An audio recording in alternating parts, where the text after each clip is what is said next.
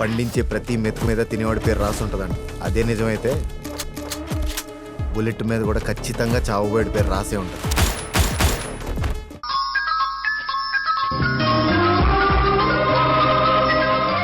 సింధుకు ఒకసారి ఫోన్ చేయి. అవును, సింధు రాలేదేంటి? సింధు బిజీగా ఉంది అంకుల్, అందుకే నేను వచ్చాను. సింధు వచ్చినా నేను వచ్చినా ఒకటే కదా అంకుల్. Of course. సరే అంకుల్, నేను వెళ్తాను.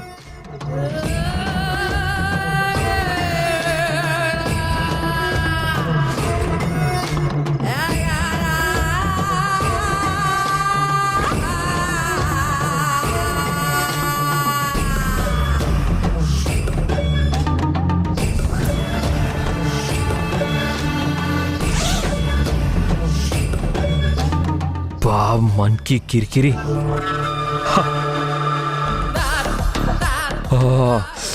50 కోట్లు.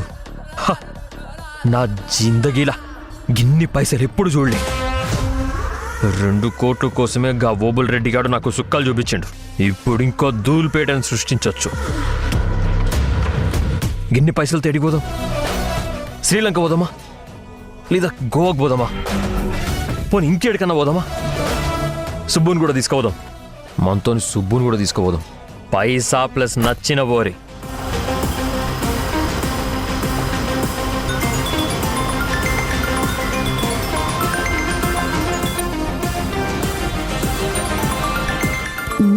గింత పొద్దుగల మా కాసిబావ చేస్తుండేంది?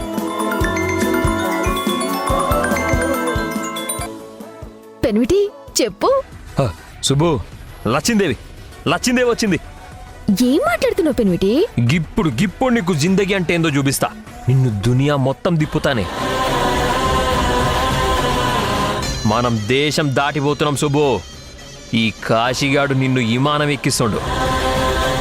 ఏంది పెన్విటి? ఏందెందుకు కొత్తగా మాట్లాడుతున్నావు? ఏం జరిగింది? వేరే దేశం పోయితే డబ్బు మనకాడేడుంది? తాగినవా ఏంది పొద్దుగాలనే? కలగంటున్నావా? లేకపోతే ఇది కల కాదే, కళల్ని నిజం చేసుకునే టైం. నిన్ను అడిగినా చూడు, నీకేం తెలియదు. నేనే ప్లాన్ చేస్తా. దానికి వీసా, పాస్పోర్ట్ లాంటి తతంగం ఉంటుంది. తెలిసిన బ్రోకర్ని పట్టుకొని అవన్నీ ఒప్పిస్తా. ఈలోపు మనం ఊరు దాటిపోవాలి. ఇగో, నేను నీకోసం వెయిట్ చేస్తా ఉంటా. నువ్వు వెంటనే వచ్చేసాయి. నువ్వు బ్యాగ్ గీగేం దేకు. నిన్ను షాపింగ్కి తీసుకుపోయి మోడర్న్ డ్రెస్సులు కొనిపెడతా. హీరోయిన్లు వేసుకుంటారే అసంటి పొట్టి బట్టలు కొనిపెడతా. నేను ఏడ వెయిట్ చేస్తుంటా, నా లొకేషన్ పెడతా. నువ్వు వాడికి వచ్చేసాయి. పెన్విటి జరాగు. గంత డబ్బు నీ కాడేడుంది? ఏనాళ్ళుగా కొంపలు ఎందుకున్నో వచ్చేసాయి అన్నావు కదా. ఆడుండబట్టే కోట్లు చేతిలో పడ్డాయి. గమ్ముచ్చటంతా నీకు తర్వాత చెప్తా గానీ నువ్వు జల్ది వచ్చాయి.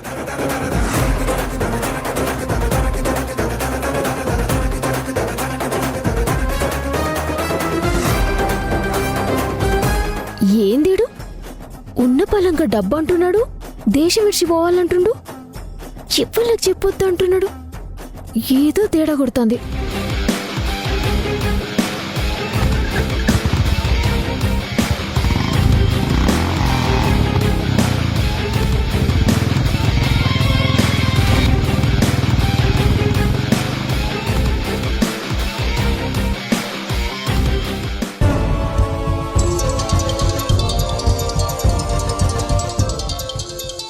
సురేంద్ర అంకుల్ కాల్ చేస్తున్నారు.